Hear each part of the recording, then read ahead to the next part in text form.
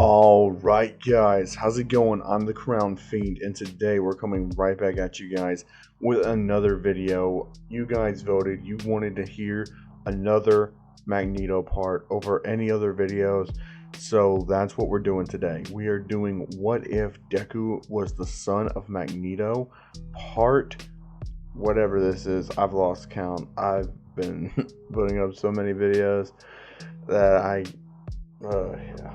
So this is just a little update right before we get into this. Basically, the parts that are about to be coming to an end. Hamon, Grimjow, they're both coming to an end. Demi-Fiend is going to be coming to an end in about 3 more parts, give or take. Could be more, could be less. As pretty much I'm wanting to wrap them up quickly as possible because I don't want to go into March with the series still continuing. So with that being said, we are going to try our best to wrap them up. Grimjow's just got one more episode. So for you guys who keep asking for Grimjow, be patient. It's gonna happen. And for those of you asking about Spawn, yeah, the final part of Spawn will be put up on March 17th. So yeah. And with that out of the way, when these 3 series ends, just know that it's going to wrap everything up. I'm going to start 2 new series that'll be going on not as frequently as Magneto and Green Goblin, but after Magneto and Green Goblin wrap up, those will be the only 2 series going on. And I'm not going to tell you the second one, but the first one is going to be What If Deku Had a Kaiju quirk, because March 1st, that's dropping. I don't care what series I have going on at that time, but that will be dropping. And yeah, so Green Goblin, expect that either later today or tomorrow, depends on how I'm feeling recording this. But yeah, that's a little bit of an update. So with that out of the way, I hope you guys enjoy, and we're about to kick this off with a quick recap. As basically Deku was given the choice to either stay at UA or go with the X-Men. And for you people saying that you want him to kind of internship or work study with the X-Men, yeah, that's not happening.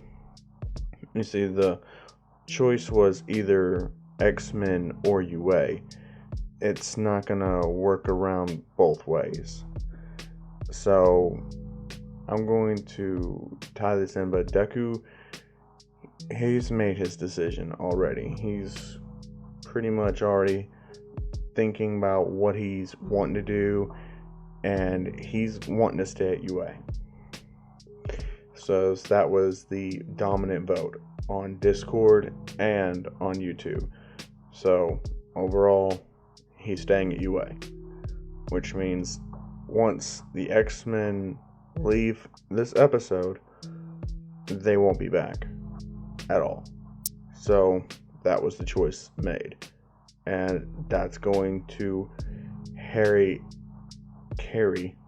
big consequences throughout the rest of the story. No X-Men, Deku has to do everything on his own. So, where we pick up is Kitty just offered Deku the choice, as Deku says to give him a few days. School departs, as basically he talks to Mystique about the offer. Mystique tells him to go and visit and see the things from the X-Men's point of views, as basically Deku doesn't want to, but Mystique is very persuasive, and Setsuna is agreeing with Mystique, her mentor. So Deku caves in and agrees. He will go see the X-Men's point of view, but he's not really wanting to stick around there, as Nezu pretty much writes Deku's excuse for being absent for those few weeks that he will be gone in America and visiting where the X-Men formerly stayed at, and what is known as the Remnants of X. That is their name.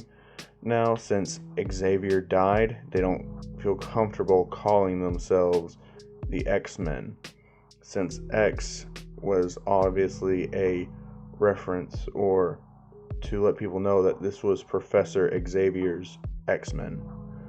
But with everything that happened, they decided to call themselves the Remnants of X. And they're only a few members strong at this point. Like, Kitty's one of them, Colossus is one, Cyclops is another one, Emma Frost, and the last person who's a part of that is Gambit.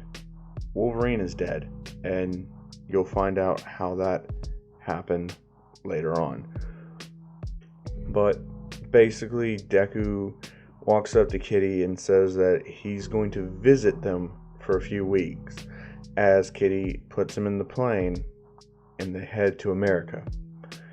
And once they get there, Deku's immediately seeing a half destroyed building and the other half completely sealed up.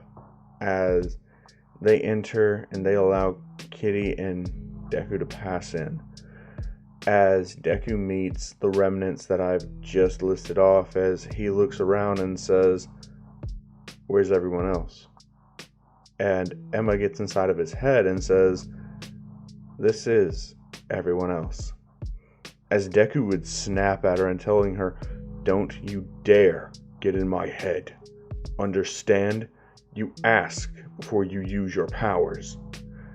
As Emma sees a lot of Eric and Deku with that anger. Scott can see it too, as he says, "Enough," as Scott says to Emma, "We talked about this. You just can't get inside anybody's head whenever you want to." As basically Emma just says, "Well, I didn't think I needed permission to read the mind of Magneto's son."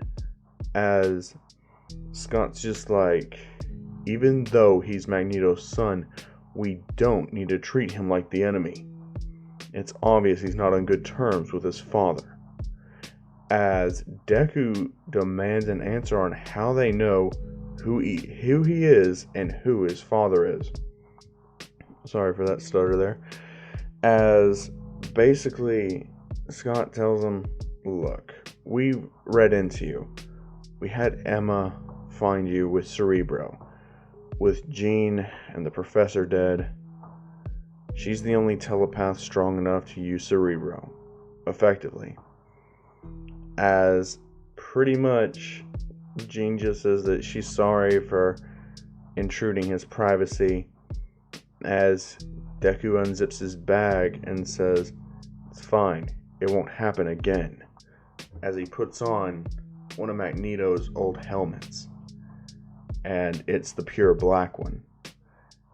As basically Emma just nods her head and says, "Like father, like son."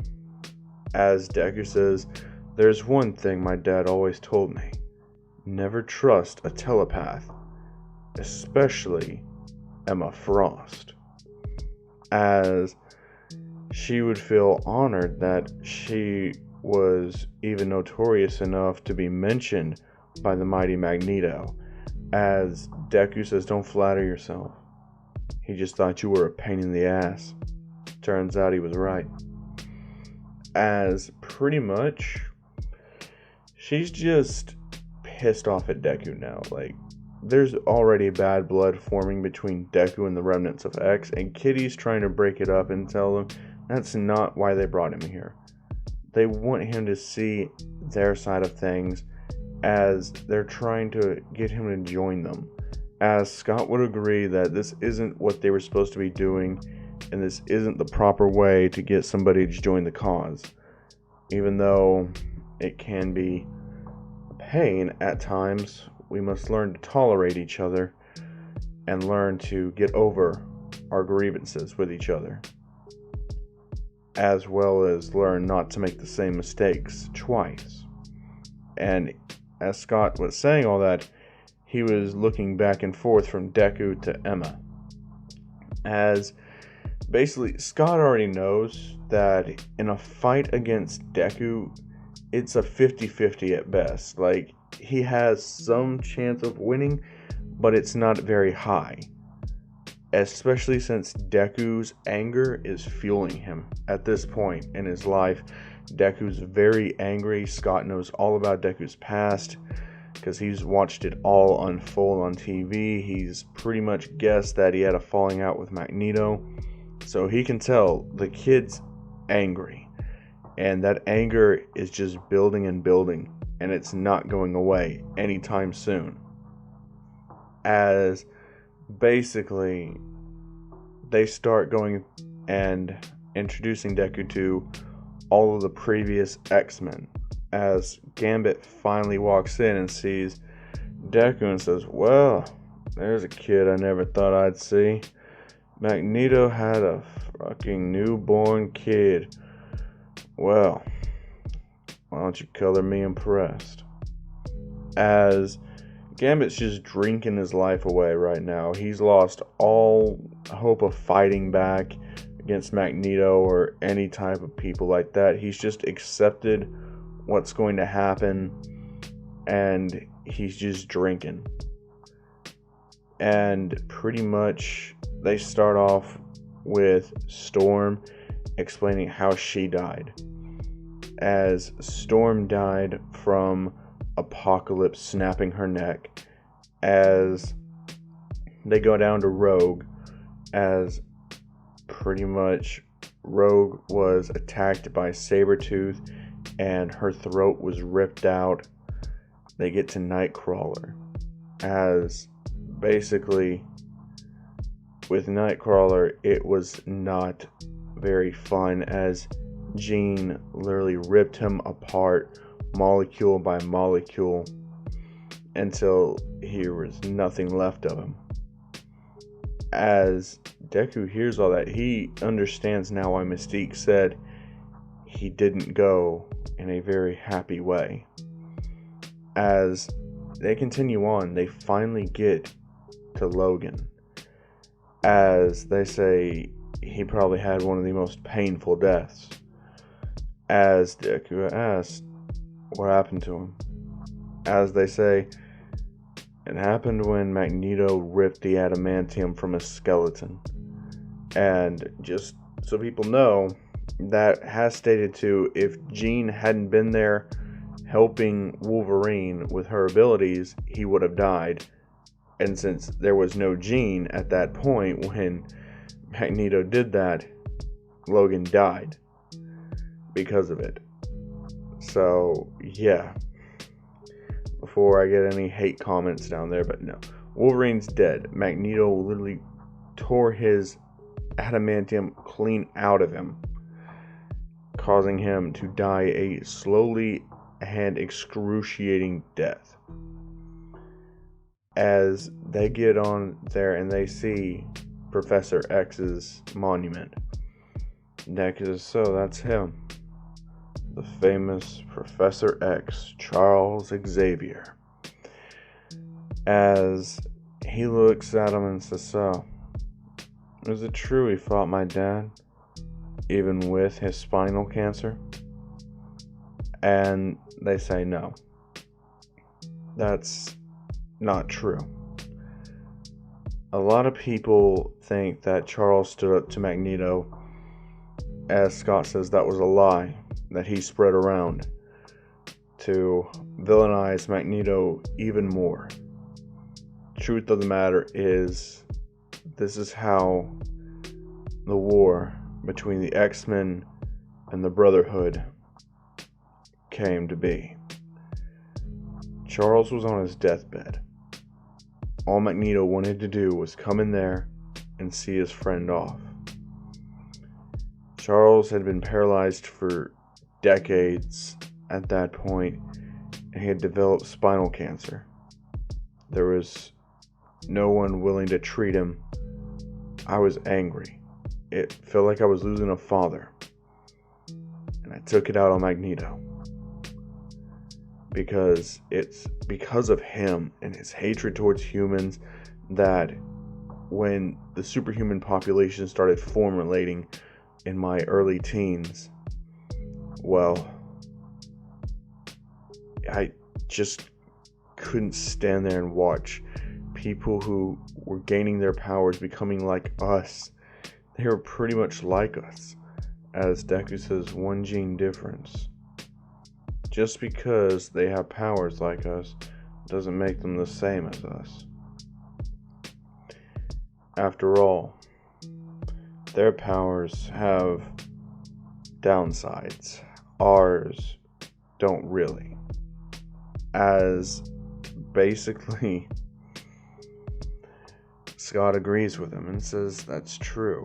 I understand why Magneto the way he was, and I know that me spurring him on didn't help anything. I know I caused this war, and I know I hurt mutant kind's last chance to be accepted.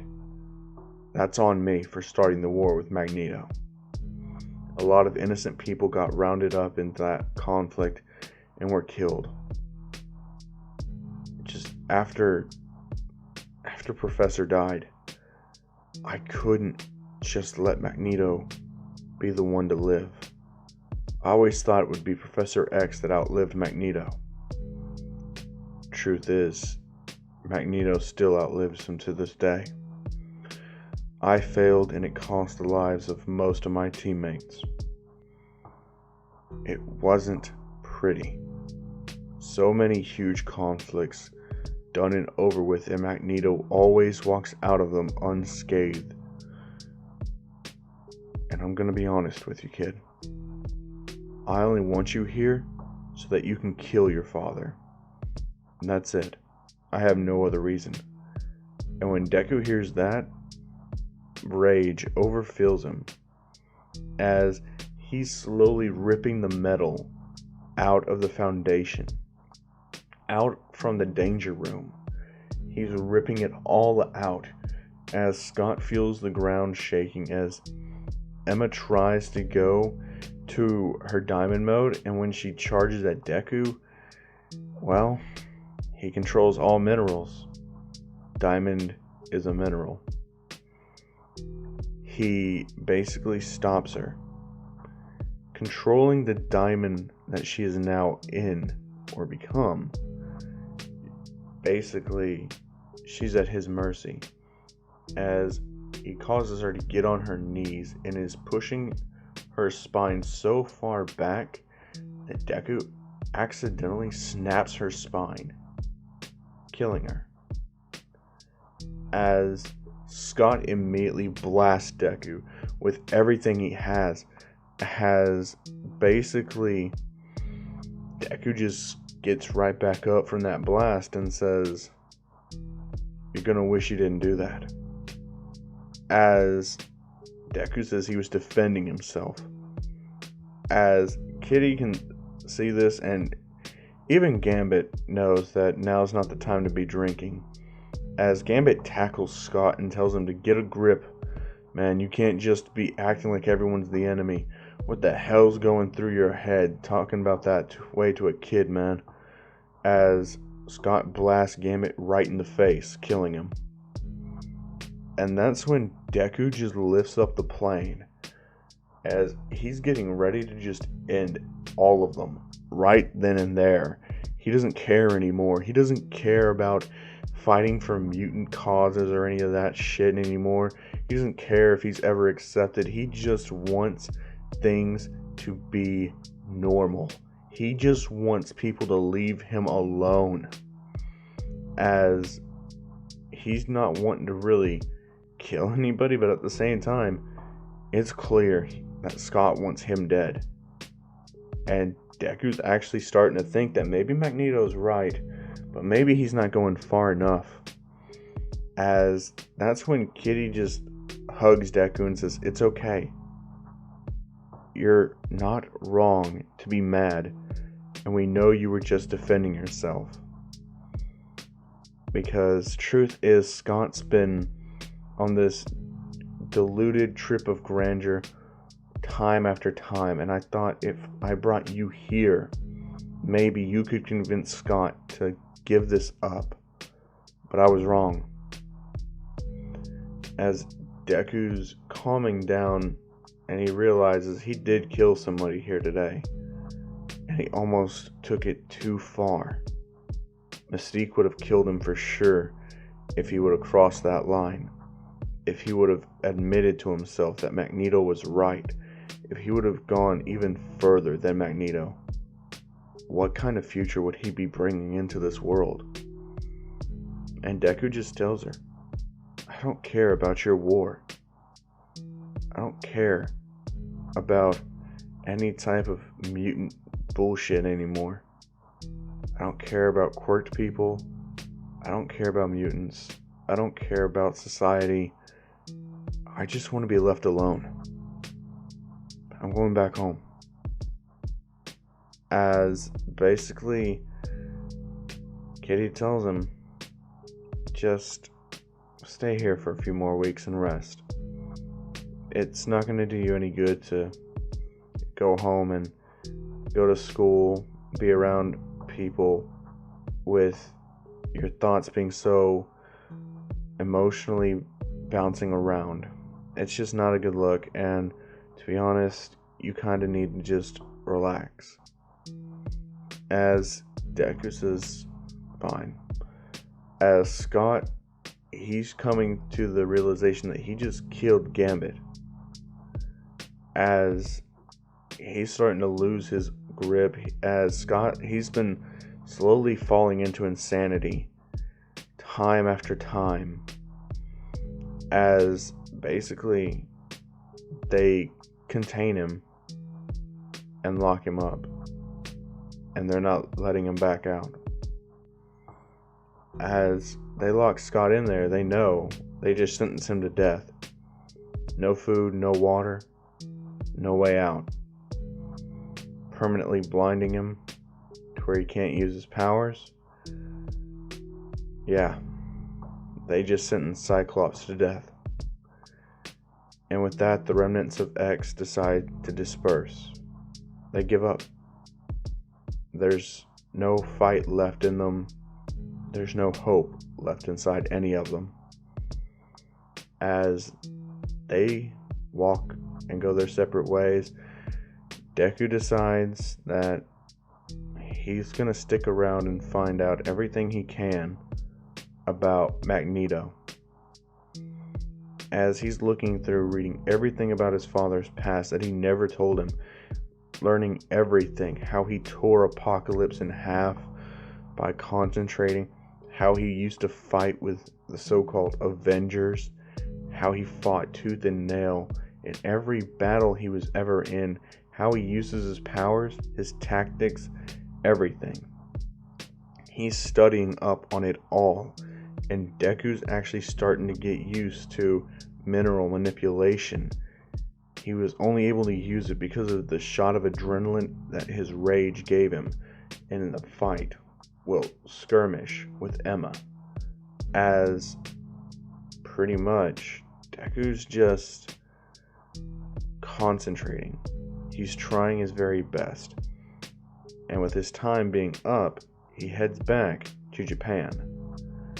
And he doesn't go on the previous X-Men's jet, since he kind of trashed it with practice. So he's on an actual airplane being flown back over to Japan.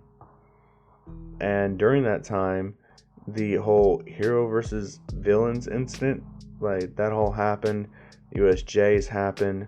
So Deku's missed quite a lot. And it's about time for the sports festival. So Deku, as soon as he lands, Mystique is there to really just welcome him. And as soon as Mystique gets to Deku, all she can ask is, how was it? As Deku just tells her, it wasn't like I was expecting. As he just stops talking. As pretty much Mystique just says, I understand. As they decide to go. Deku can't continually just be in there with them. He has to leave, as he decides when he gets home, he just locks himself in his room. He doesn't want to talk to anybody. He doesn't want to see anybody.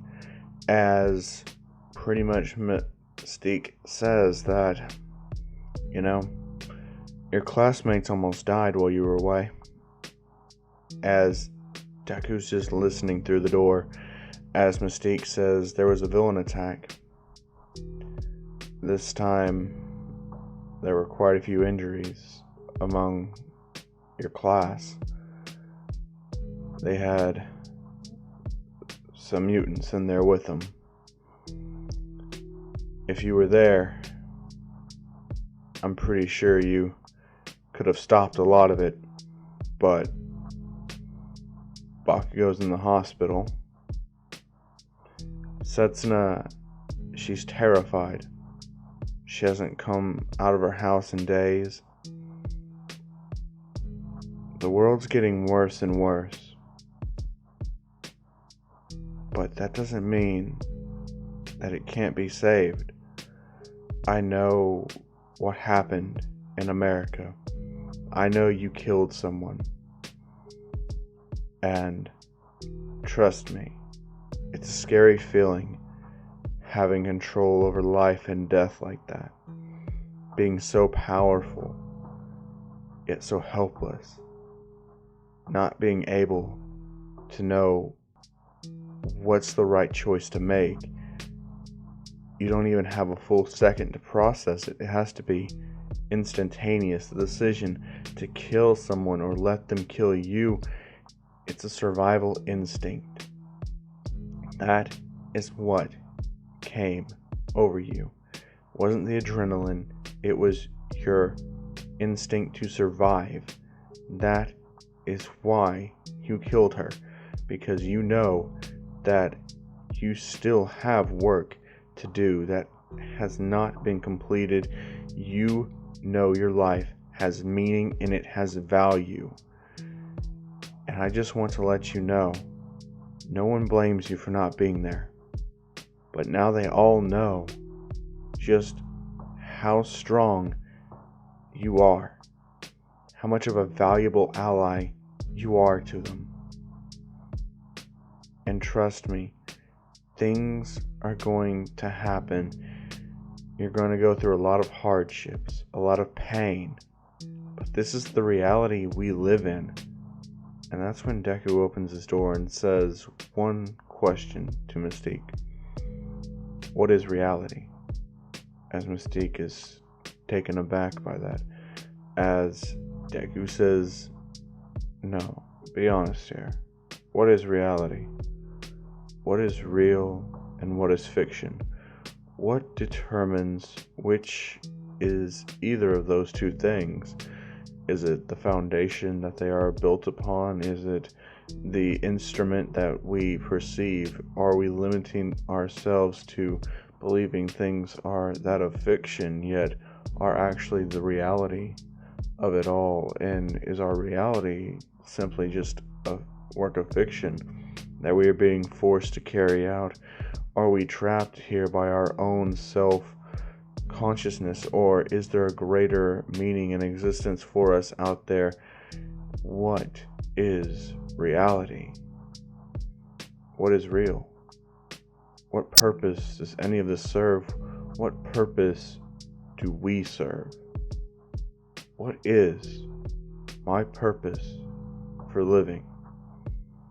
As Mystique looks at Deku, as Deku says, "Answer me!" As Mystique can't give him an answer, as he's crying, as Deku just says, "Why can't you give me an answer? You tell me to do all these things. You put the expectations on me. You tell me be better. Be proud that I'm a mutant. Keep working hard. I need to have hope. I need to inspire people. I need to do this. I need to do that. But what is any purpose to it? Tell me, what was I born for, and why have I been constantly put through a cycle of endless hell and suffering? Why? If you can't explain that to me, then why am I even bothering? As Mystique just says, I don't know. I can't give you all those answers. That's something that only life can give you. But I promise you, you will find those answers. As Deku snaps, as he just says, I'm tired of living without them. When will I learn my answers, and when will I be satisfied? When will I feel anything besides pain and suffering? As Mystique tells him, I don't know. I honestly wish I had the answers, but I don't. I can't tell you what's waiting for you on the other side of this. It might be a better place. It might be someplace worse. Life doesn't always make things crystal clear. It's something you have to work towards. You're going to stumble. You're going to fall. You're going to have to pick yourself back up. You're going to be at an impasse, at a crossroads, just like you are now. But let me tell you, before you think of anger, calm yourself, calm your mind, and let yourself feel everything. Let yourself feel what has happened and think about what would be the best choice to move forward. As Deku just tells her, you still don't get it. I've already determined the best possible outcome to end this as quick as possible. But it's not good. This doesn't end well for anyone. But it's the best possible scenario. As Mystique asks him, what is your best possible scenario? As Deku looks at her and says, I drop every satellite on every country in the world. I pull all of their missiles out and I cause them to blow up right then and there. I erase everything. As Mystique says, that's the worst possible outcome. Why would you say that's their best possible choice? And Deku looks at her and says, 'Cause I know human nature. It's cruel, sadistic, unforgiving. Whenever humans have an equal playing field, we're at peace. But as soon as one person gets a leg up, it's another thing entirely. We'll always be at war, constant violence, killing each other, slaughtering us for what? Just so one person can say that they're superior than another, so they can feel safe again for what? A year? A day? A week? Maybe even just a second. It'll fleet. It'll pass. Then they'll be back at war with each other for years, maybe even a decade. We don't know. Humans will never be satisfied with what they have. They'll always want more. They'll be greedy. They'll be spiteful. They'll be angry. They'll want to kill. Humans are, by nature, savages and evil. We are evil. When we are born, we take from others. We don't give until we grow. But who's to say that a person who gives doesn't also take at the same time? Because by doing something selfless, it would, in spite, be something greater than humanity. It would be rising above human nature to do something selfless. But humans are always in it for their own self-interest, and that will lead to many more conflicts throughout the world. There will be more pain and suffering. it's best to just end it all quickly. That is why it's the best possible scenario. As Mystique says, you sound just like your father. As Deku says, I am nothing like him. As Mystique says, you're right. At least he wanted some people to live. As Deku would actually hear that, and he would think back and say, you know, it's funny. I read everything about Eric. The world he wanted is here. It's just not who he wanted on top. As Mystique says, you're right. As she slaps the fuck out of Deku. As Deku would just say, why did you do that? As Mystique says, my son's acting up. He's lost his way, and you need to be corrected before it's too late. I will not allow another Magneto to come into this world. I don't know what got into your head while you were over there, but it needs to get out. That's not the boy I raised. It's not the man who I adopted. Be better. As Deku would just look at her and say, better? Worse? It's all just a preconception of another person who really knows if we're doing anything better or worse. As Mystique just says, somebody knows. Someone always knows. Someone's always watching. So, Deku decides to just sleep on it. He goes to bed. He doesn't eat anything. Next day he's out. He goes to school. As Bacago's in school, he has a broken arm. Setsuna finally returns to school with Deku after he basically dragged her out of her house. Shoto walks with Deku and Setsuna and Bacago. As they get there, they all sit together again as pretty much Kaminari and Ida walk up to Deku and they apologize for everything they said. As Deku says, it's whatever. As they just walk back and sit down. As Aizawa explains, you know, everything that's going to happen, like the sports festival, it usually would have happened, but since so many students got injured, they're actually canceling the sports festival.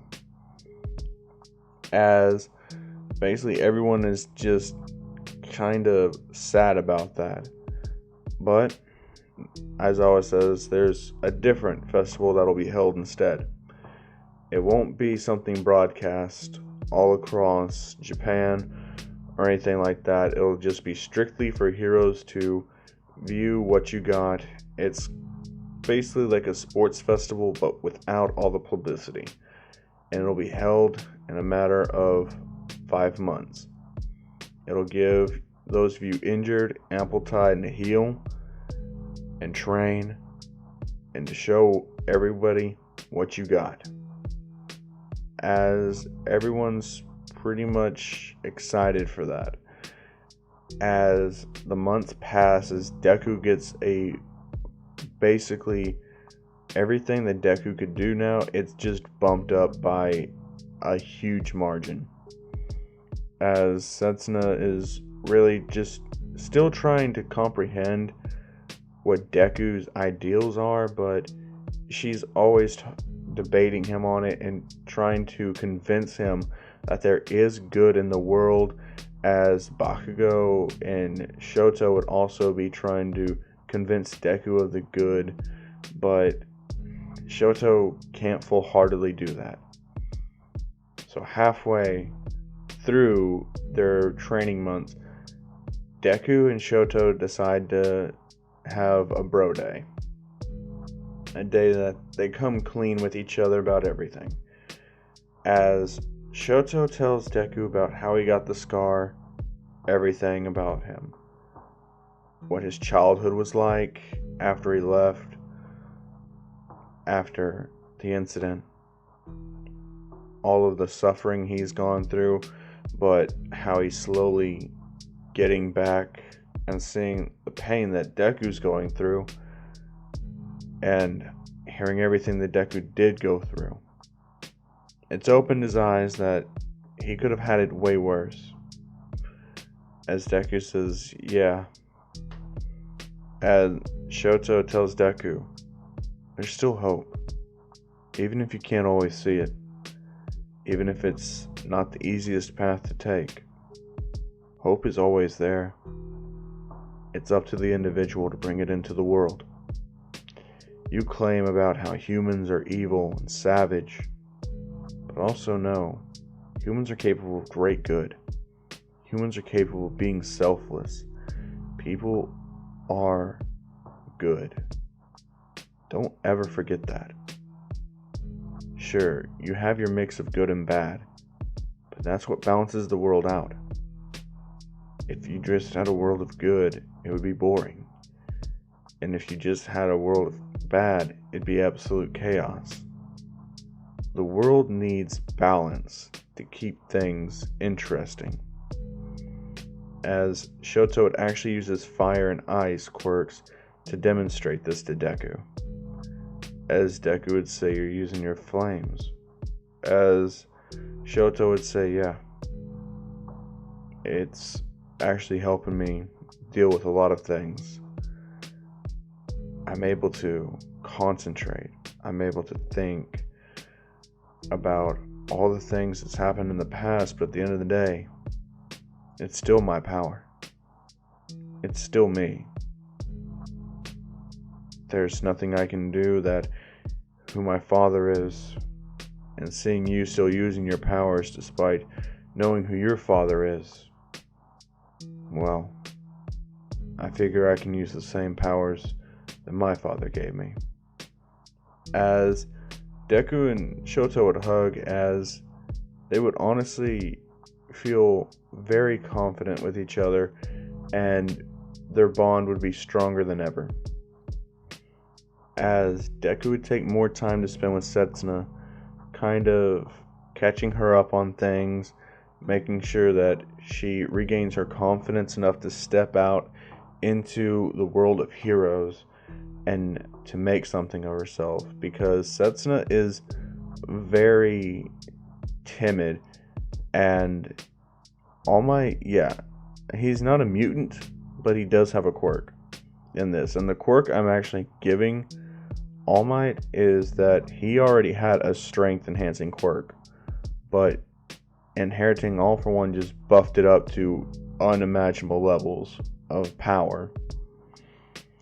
So yeah, that's All Might's quirk, as he would actually pass it on to Setsuna, because All Might knows the fear that Setsuna has, and the only reason why Setsuna even came to school, it wasn't actually because of Deku, it was because of All Might. All Might has been there throughout the months training Setsuna and helping her regain her confidence, because what happened at the USJ event is Setsuna rushed in to save somebody.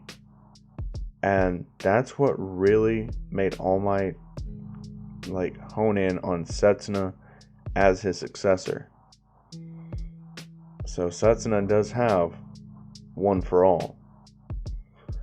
And she's actually still learning how to use it, but Deku's helping her, as he doesn't know how she got this power, but he really doesn't care. It's Setsuna's power now. He's going to help her train it and use it to the fullest extent possible.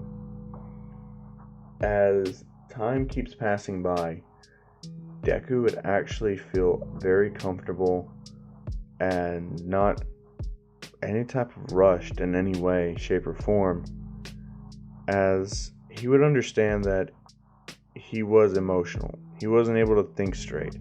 He was only shown the worst countless time after time after time, and he never gave people a chance to show him what good could be in the world, as him and Setsuna would actually start going out here and there to more events, as Setsuna would be trying to show Deku what good people can do and the harmony that quirked people and mutants can live in, as they would go out with their friends for karaoke one night, Deku being terrible at it and getting so mad he actually crushed the machine on accident.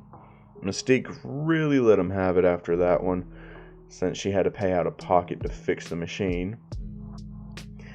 As another night, Deku and Setsuna only would be going out for dinner, as that was more to Deku's style.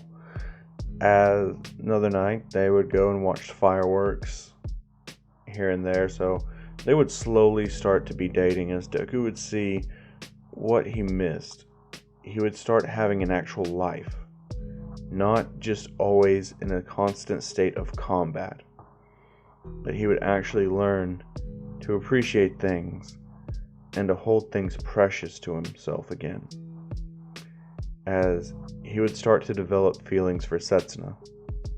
As Setsuna, who's always made it abundantly clear that she's always had feelings for Deku, as Deku would tell her that he really does appreciate her. And so the time for the sports festival arrives. Well, pseudo sports festival.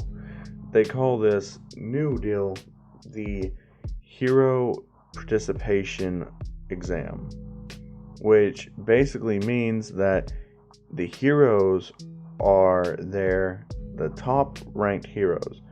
Basically, they have a list of the top 1,000 heroes in the country, and they're the only ones allowed to enter this to kind of view different aspects of prospects that they would want for an internship, as the students would have to do various activities to showcase what they're worth.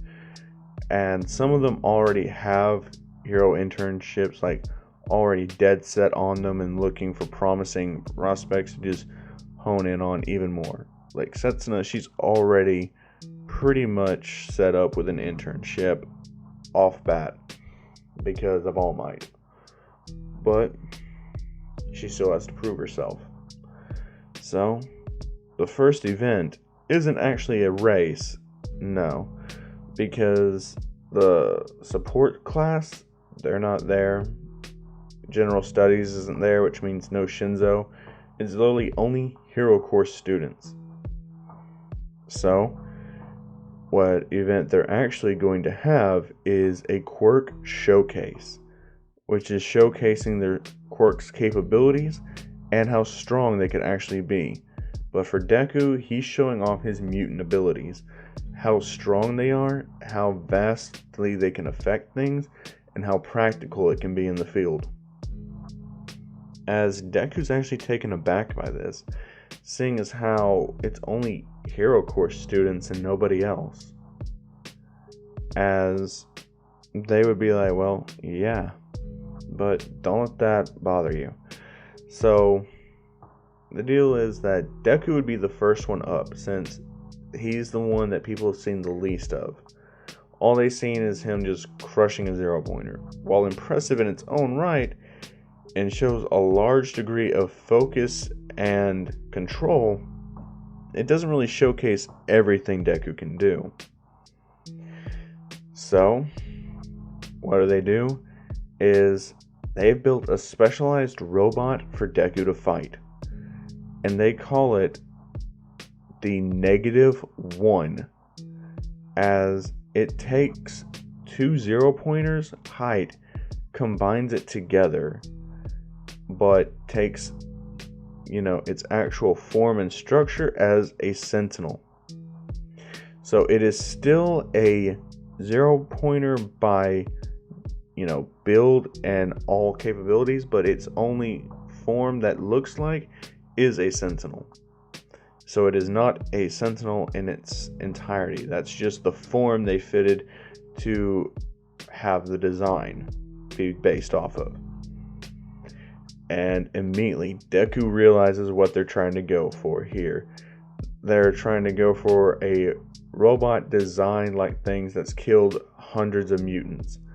So, he already is pissed off at that, but he's just going to let it slide for now.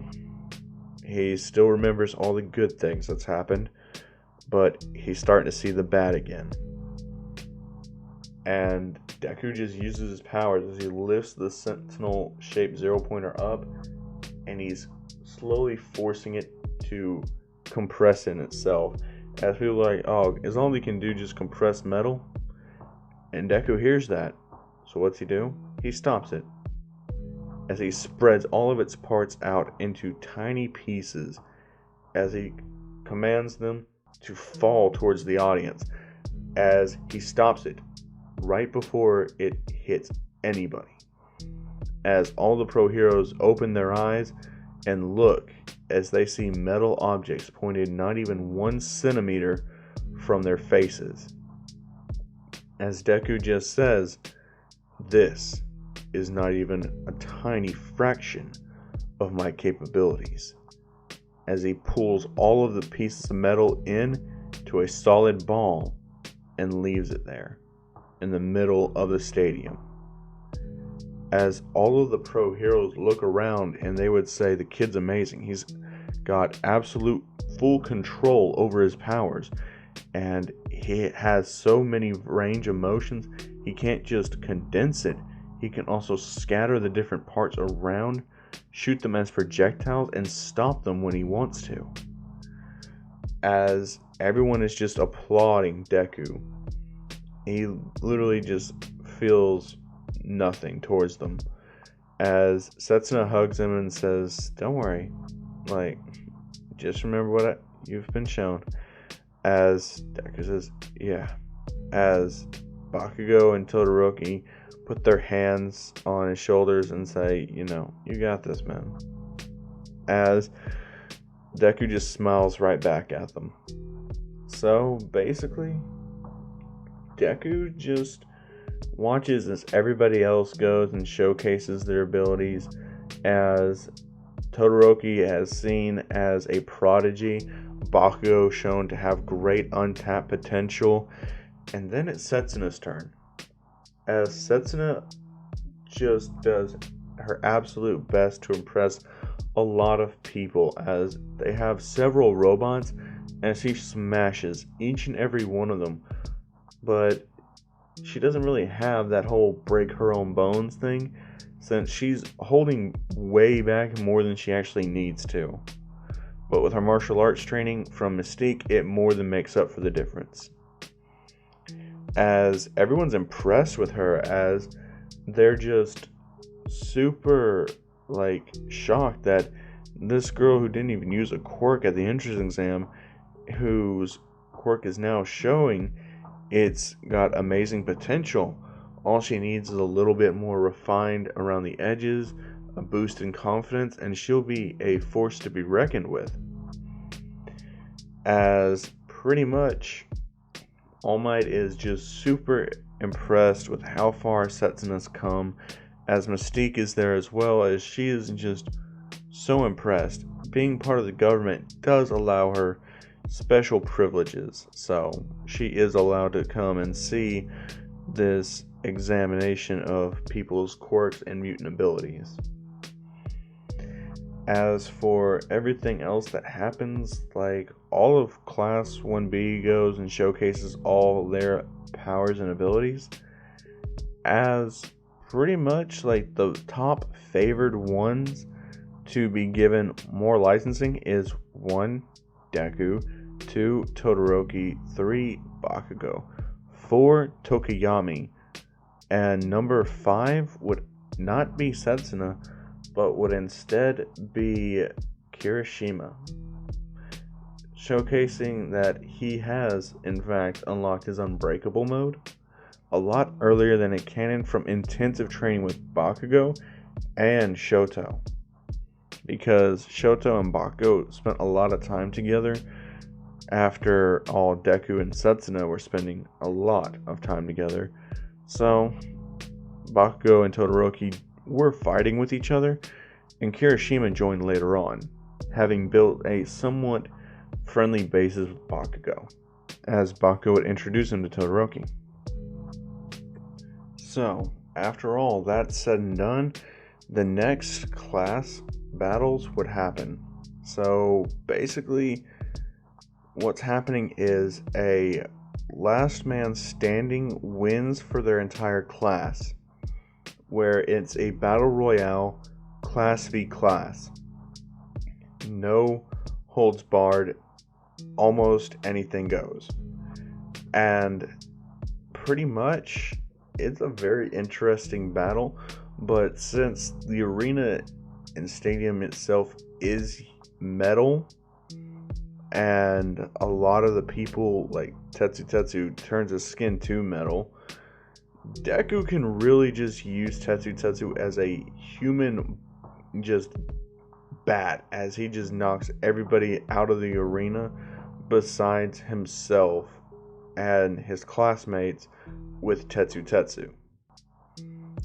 As pretty much Class 1B is humiliated.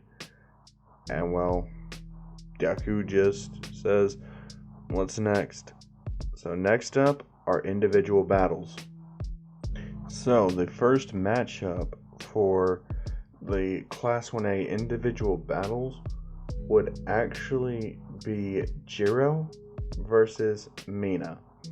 Now this battle would be very interesting, but at the same time it would end with Jiro's overall victory, as her, Sound Blast are just more viable in a fight than Mina's Acid would be, considering Mina doesn't want to permanently hurt or injure or potentially kill her, opponent and rival, and Jiro's is a lot more non-lethal friendly. That just gives her way more options with a lot less, just drawbacks. So at the end of the day, Jiro would beat Mina and move on. The next fight would actually still be like Shoto versus Sero, as that would end kind of like in canon, just a lot less brutal. So Sero would just still be frozen. As the next battle would actually be Kirishima versus, Sato, Sugar Rush, if you will. And Kirishima would still just come out on top. No real contest there. Next you have Shojin versus Deku, as Shojin would actually be very demoralized hearing that his opponent was Deku, and he would just almost forfeit, as Deku says, don't just forfeit. You came to this school after all, so show us what you're about. If you have any semblance of being a man who wants to become a hero, show me what you've got. As people just say, hey look, it's the battle between the two muties. As Deku says, I didn't know you were a mutant. Shoji just says, I'm not. I have a mutation quirk. As basically, Deku says, well, I just look at you as my opponent. I see nothing else. Just a man fighting me. As Deku says, I won't use any of my powers. Hand-to-hand combat. Fair and simple. As Shoji agrees, hand-to-hand combat. Plain and simple. As they start the fight, Deku would go straight in, as Shoji would try to counter him with his different hands, as Deku, he really wouldn't be outclassed by this, considering he's had over a decade of combat experience. He's just the better fighter overall, as he quickly beats Shoji down and Shoji surrenders. saying that it was a pointless battle for him to continue would not be in his favor. So, that's said and done. The next fight would actually be Setsuna versus Momo. Now, that fight would end with Setsuna's overall victory, considering how Momo hasn't had her confidence boost yet, and since Setsuna really has more confidence in herself than Momo did at that point, having Deku backing her and having Shoto and Bacago, Mystique, and All Might backing her up, that's way more people than Momo had. So Setsuna would have the slight edge in confidence, which would give her the ability to win overall against Momo, because of One for All giving her the increased speed and strength, and her martial arts lessons from Mystique. It would just be too much for Momo to handle. Setsuna would win.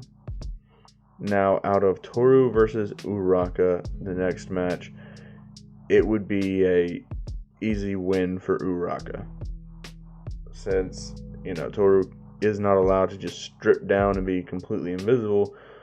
Uraraka can win. It's just Uraraka would win that one. Now you have Osuy versus Aoyama.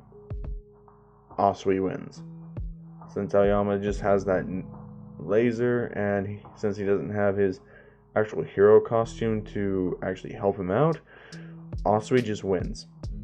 Like, I don't think I need to explain that too much. As you have Ojiro versus, Kota. Kota would just forfeit. Ojiro would move on, because Kota is not that fighting type.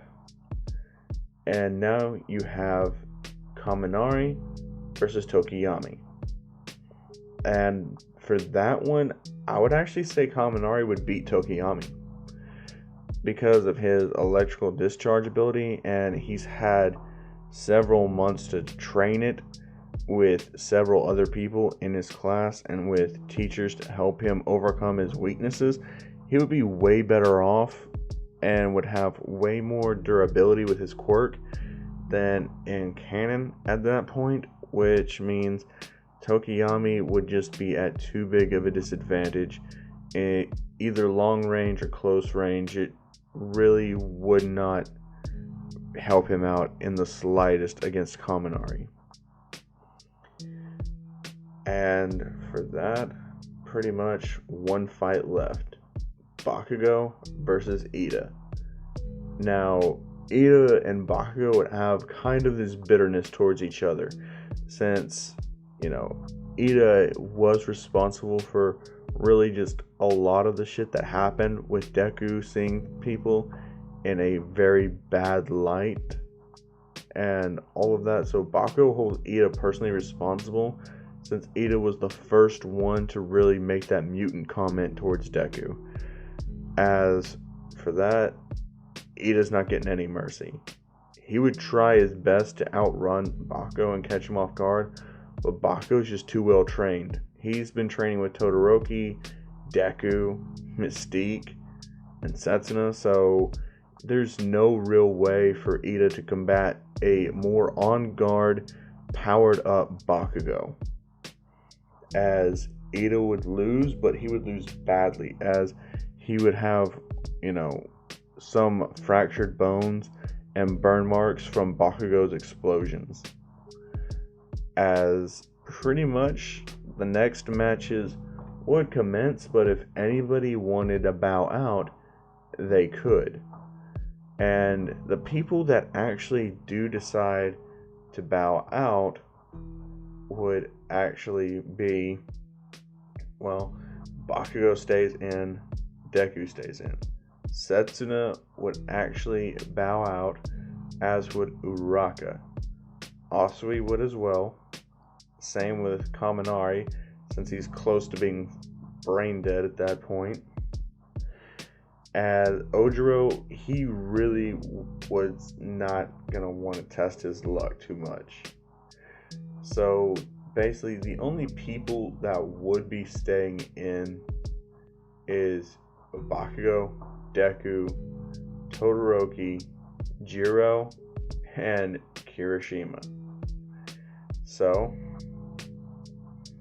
there is a special battle designated for those 5 to actually partake in.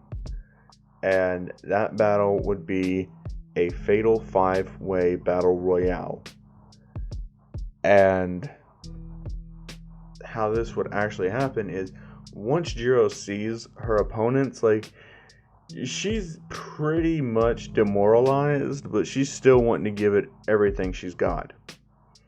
Like, Setsuna at this point, like, she's used One For All a lot today, way more than what she would normally use it as, and she's really just not wanting to test her luck and break her bones too badly or risk overusing it, because she still doesn't have a whole lot of confidence in using it. She doesn't know her full extent or her limits to using it, and she'd rather not do that in front of like the top 1,000 heroes in the country at all. So that's why she bowed out. But everyone is in there, as the entire floor of the stadium is their ring. There will be no out of bounds, and any use of outside manipulations are strictly prohibited, which puts a huge limitation on Deku. Not being able to call any metal from outside puts him at a huge disadvantage against these people. But it's not impossible for him to win. So, with Kirishima using this quirk, as Deku pretty much just says that, alright, well, let's go, as he rushes straight towards Kirishima. As Bacago sees Deku charging at him, him and Todoroki decide they'll just leave Jiro be for now, as they want to have themselves a battle to see who should get the right to fight Deku. As Deku punches Kirishima, and Deku's punches are really freaking hard. So Kirishima, while not in unbreakable mode, Deku can easily pick apart. As Kirishima realizes, he goes into unbreakable mode and lands a solid few hits in on Deku, which actually do hurt him a bit and bust him open, causing a little bit of blood to drip down Deku's face, as Deku feels like there's something in the ground. And he gets this evil idea. They say anything from outside of the ring, but since the entire floor of the stadium is their arena, using the foundation's metal isn't going to get him disqualified. As he pulls it up out of the ground, which takes a lot of concentration and causes him to get hit a good amount of times, as people don't know why he's just standing there and letting the kid hit him. And then they realize when the metal shoots out of the ground, wrapping around Kirishima's arms and pulling him to the ground, to where Deku is just able to look at him, and Kirishima's restrained. He can do nothing. As pretty much Unbreakable runs out, and Kirishima's just out of it. Deku undoes his restraints as Kirishima is escorted out of the ring. As for Deku versus anybody else, he's just waiting, as he just sees Bacago and Todoroki going at it. Todoroki unleashing his flames and ice, Bacago dodging, using his explosions as counters.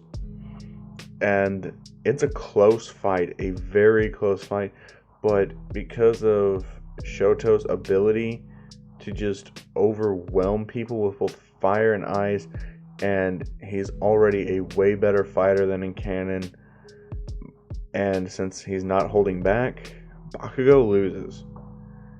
As Shoto decides it's going to be him and Deku, as they look at Jiro and say, does she want to fight?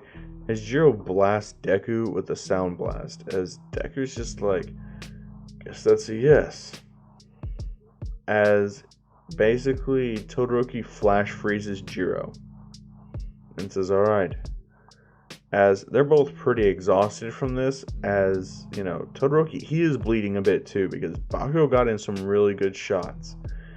As Deku now has metal to control, as you know, basically Todoroki knows this is a battle for, you know, just seeing who's stronger, whose life hardships have made them the ultimate warrior. As Deku looks at Todoroki and just says, no matter the outcome, still friends, right? As Todoroki smiles and says, yeah, still friends. As Todoroki unleashes his eyes, Deku puts up a barrier with his own electromagnetic field, destroying the ice. As Deku says, then I won't hold back. As he engulfs Todoroki within an electromagnetic field and slams him back. As everyone's realizing the kid has a lot more up his sleeve than he ever let on. As he would pick up the metal and would slam it around Todoroki, causing a circular form to around him. As he would pull the metal up, as it would really just start coming out of the foundation, as the foundation would start being a bit unstable now that Deku's ripped so much of it out. As basically Todoroki says, I surrender, in order to stop Deku. As Deku stops, as the foundation kind of, while unsettled in most places, is overall sturdy and allows people to get out of there. As the construction workers are happy, they got more work coming up from UA. UA is not too happy with Deku, considering he's, you know, costing them money. But overall, everyone is very impressed with Deku, and he's honestly just on a much better path now that he's actually showed off what he can do, as there was a lot of people watching. But unknown to a lot of people, the whole secret sports festival deal was recorded and is being uploaded off of a private server that is constantly bouncing around different places in the world to where it's untraceable, and it uploads to every internet source in the world, so everyone sees Deku in full force and what he can do. And it makes its way back to Genosha, with Magneto looking at it and saying, I think it's about time I visit my son again. And that's where I'm leaving it off. I hope you guys enjoyed this. I know it's not quite as long as most of the other videos, but I mean, it's longer than anything I put out in the past month, so I hope you guys do enjoy. I'm just super tired, can't keep going, so I'm just gonna call it a night. I've been the Crown Fiend. Peace.